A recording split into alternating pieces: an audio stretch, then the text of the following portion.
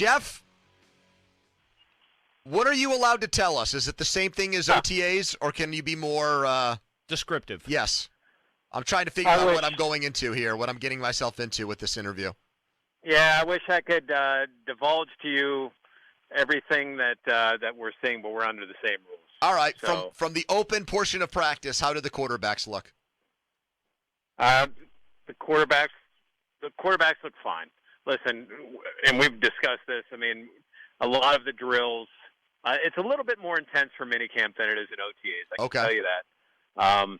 I can tell you that Mitch Trubisky and Mason and Kenny get a little bit more snaps than Oladokin, which is probably not surprising because they're working some more specific drills for this time. And that, hey, I can also tell you that Trubisky said, I'm approaching this as if I'm the starter. I feel confident in the offense. I feel confident in my ability. And, you know, he believes right now that he's the starting quarterback. Now, he admits he has, you know, still a ways to go, but that's how he's approaching this thing. How do the rest of the Steelers teammates seem to feel about, you know, if you're trying to like gauge body language or who they're gravitating towards, Jeff? Who do you think the rest of the team feels is the starting quarterback front runner? They like Mitch. They do. And he has done a masterful job. It's all PR. I think it's partially his personality, but obviously he knows he's coming to a new team. He's trying to win a job, and he is doing his best to learn everybody's name, to get to know, you know, to go up and be as communicative with everybody as he can. I mean, you see guys come off the sidelines and like they're talking to Mitch like Mitch has been there for a while. It is interesting to see, and that doesn't mean that they don't like Mason or they don't like Kenny, but you can see that there's some chemistry building with that group. He's like he said, he still has work to do, and that doesn't mean that the job is his. But you could definitely, like, his personality is one of a more gregarious leader than maybe other quarterbacks.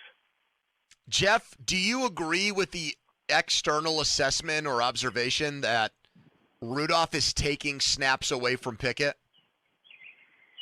Not at this time, no, because those snaps are pretty even between those three. So I would say at this point, no. I think when you go into training camp and you start really putting ones together and twos together instead of running, you know, quarterbacks with, and of course the train's going by right now. Perfect timing.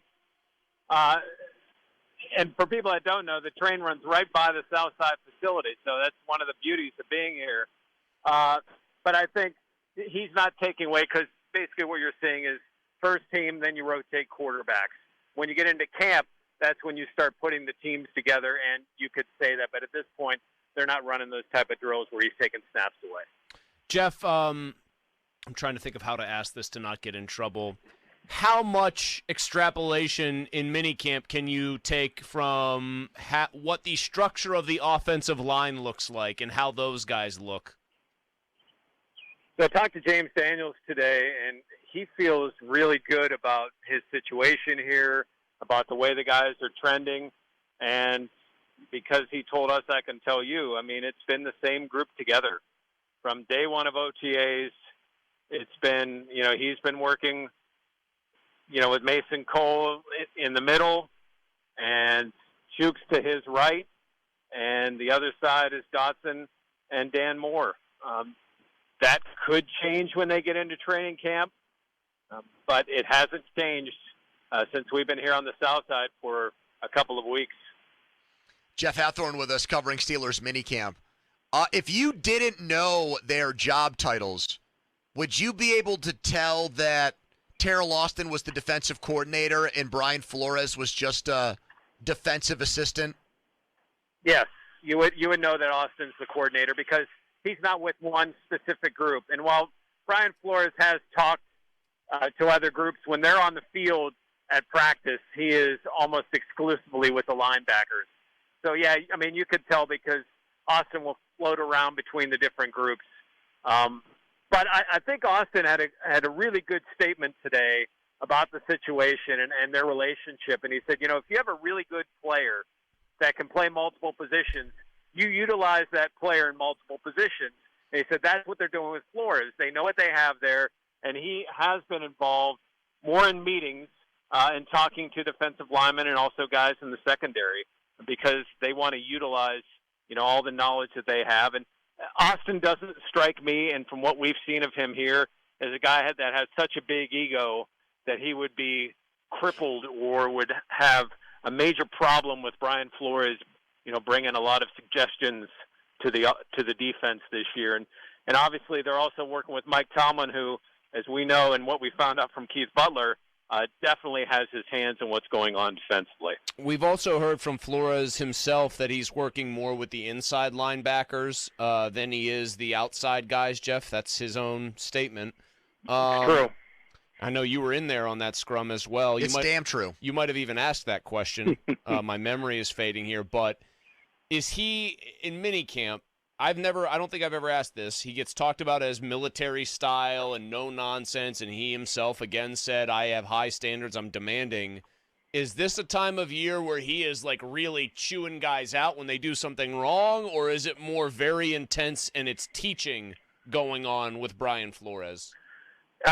It is not yelling at all, but it is, I think the comparisons are very apt. It is kind of drill sergeant-esque to where he talks and the guys are listening. Like, there's nobody looking around. There's no one dancing. Like, they're all intent. And you can tell that, the respect that he commands and that he brings from those guys. Like, they're all into listening to details when he's going through drills. As he's explaining, there's a video that's up on our Twitter feed at 93.7 The Fan right now that shows him kind of working with the linebackers, and you could see they're all intently watching what he's doing. And I'm not saying that other coaches don't have the same thing, but man, like the details that he discusses, it's just something that you can't replicate because of his experience. And to have that as a position coach or as technically a defensive assistant is such a get for the Steelers. Jeff, from the amount of minicamp practice that you're allowed to watch and then comment on, what is Minkah Fitzpatrick doing during that portion of practice? So Minkah is at practice.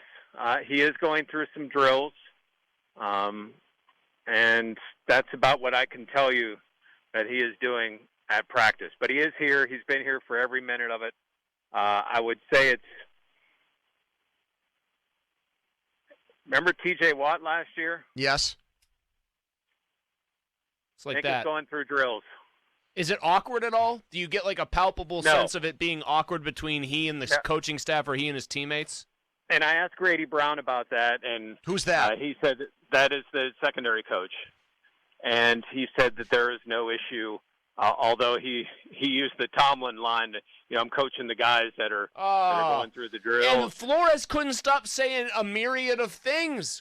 Is Tomlin rubbing off on all of these guys? No, because Austin said he has zero doubt that he called Minkah a unicorn, that he's always in great shape, that he loves football. He has no question that he is going to be ready to go. And I think there's a quiet confidence among the group that a deal will get done.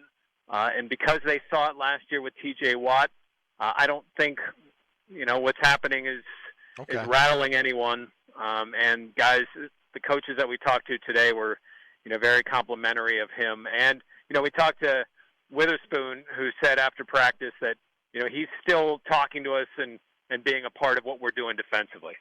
What if Deontay Johnson decided to take that tact? It would be interesting if he decided to take that tact. Is Watt the exception, and then is Minkah also the exception? I know that's what I mentioned to Mulsey last hour. I think that's something we'll see when training camp comes around. It's tough. It's tough for Watt too because he loves to be in all the drills. I think it's also tough for Deontay because Deontay's always a guy that's first on, last off type of player. And I don't know what his agent will tell him. From what he was telling us yesterday, it seemed like he wanted to be a part of everything and focus on football and let his guys negotiate the deal. But I think we'll find out here in about 5 weeks, 6 weeks, where he stands and what impact that will have. Listen, I remember when Hines Ward held out and he didn't break the Steelers, and Hines Ward, while at that time not at the top of his career, was still a damn good player for the Steelers, and that didn't change anything with how they negotiated.